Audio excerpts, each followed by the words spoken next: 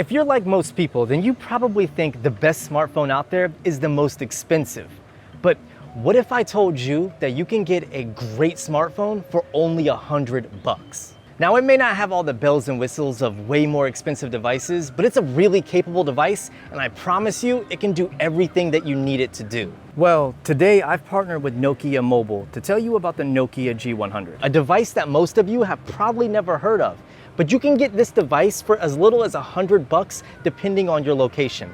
For instance, I have the Boost Mobile version here, which is around $99 at the time of this video. If you go for the unlocked version, you can get it between $169 for 32 gigabytes of storage and 3 gigabytes of RAM, or $189 for 128 gigabytes of storage and 4 gigabytes of RAM. Which is a great price still if you ask me.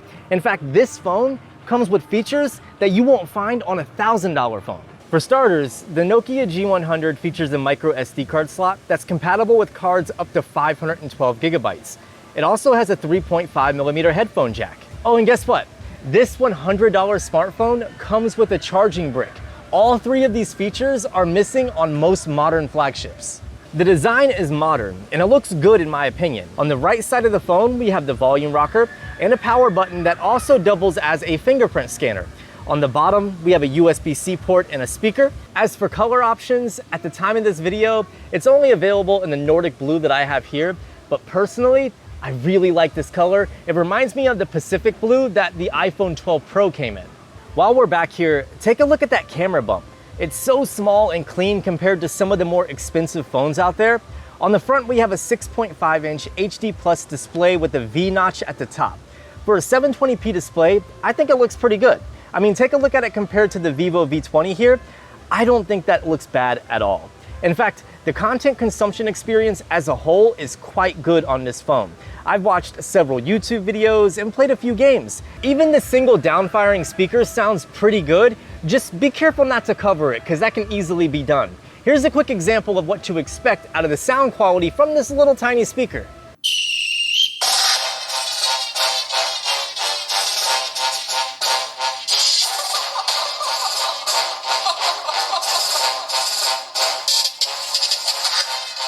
Catching fades anymore. Gotta keep my hands clean when they come for the board. Keep it smooth like a dawn, making moves in the dark. Cause I learned how to swim in the pool for the sharks. So now let's talk about the cameras on the Nokia G100. Cause I mean, for $100, how good can they be?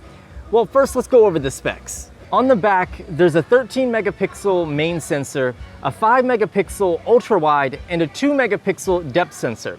There's technically not a telephoto camera, but inside the camera app, you'll still see a 2x telephoto mode. Of course, this uses a digital crop, but honestly, it looks pretty good. In fact, the camera system as a whole is quite good for photos. Even the portrait mode shots come out nice with great edge detection. I mean, for a phone in this price range, I think the quality is there. For video, we can only record 1080p, which, doesn't look bad at all.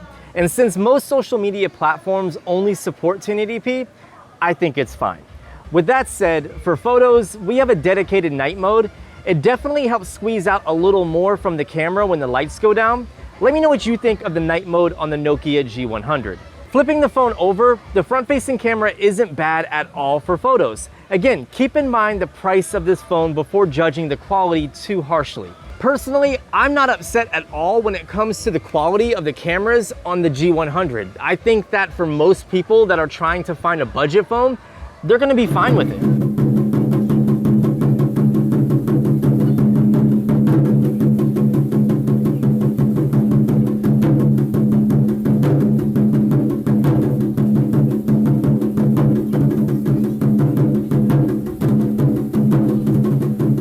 So outside of the cameras and the physical specifications of this phone, it's actually a surprisingly great phone for everyday gaming. It packs the Snapdragon 662 processor and 3 gigabytes of RAM. It's been great in everyday use. I played a couple titles from Google Play Pass such as Path of Giants and Monument. I've even played Final Fantasy VII, which is an old school classic favorite of mine that never gets old. So to go along with the hardware, you have to have good software.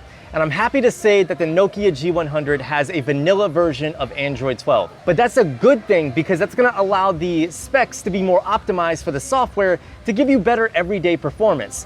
We have a Google Now feed on the left-hand side. We do have a Nokia My Phone app that helps you reach customer service or see device information and things like that. But for the most part, it's a very simplistic, very modern software experience, which is gonna give you the best day-to-day performance. You know, one of the best things about having a vanilla software experience combined with optimized hardware that's very efficient, you're gonna get great battery life. And the Nokia G100 has just that. Thanks to the processor and display not drawing a ton of power, combined with the large 5,000 milliamp hour battery, this phone can easily last 2 days on a single charge. This is especially the case if you're not much of a gamer. In fact, if you're just doing day-to-day stuff like checking social media, browsing websites, checking emails, doing text messages, things like that, you might be able to get more than 2 days of battery life out of this phone. So for charging, we have 15-watt fast charging. For a phone in this price range, I think it's just fine. So there you go. That was a look at what $100 can get you in terms of a smartphone in this day and age. Honestly, I'm pretty impressed with the Nokia G100. I think it's a great phone for anybody that's cost conscious and they want to get a good smartphone without breaking the bank, or if you're trying to get your kid their first smartphone. Let me know what you think of the Nokia G100 down in the comment section below. Also, if you feel like checking this phone out, or if you want to learn a little bit more about this device, I'm going to drop a few links down in the description. I really appreciate you guys spending the day with me and talking about the Nokia G100. If you have any questions, feel free to hit me up. And other than that, I'll see you beautiful people in the next video.